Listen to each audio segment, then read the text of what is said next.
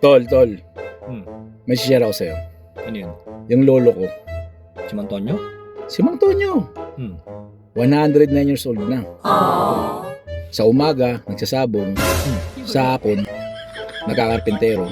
Sa gabi, nagtatanod. Sana Diba? Mahina pala yung lolo niya. Mahina pala yung lolo niya. Mahina pala yung lolo niya. Mahina? Bakit? Yung lolo ko? Si Mang Carding? Oo. Oh, 153 years old na. 153? Oh, Sa umaga, nag-jogging. Sa hapon, nagbabasketball. Sa gabi, nagbibilyag. Inaabot pa nga ng alas 3 na madaling araw doon. inaabot ng alas 3 si Mang Carding? Hindi totoo yan. Eh, asa ba yung lolo mo nang makita? Sa hospital niya yun. Ay, wala pala, nasa hospital pala eh. Nakakompine. Hindi. Eh ano? Babantay ng lolo niya. Nagbabantay ng lolo niya? Nagbabantay ng lolo niya?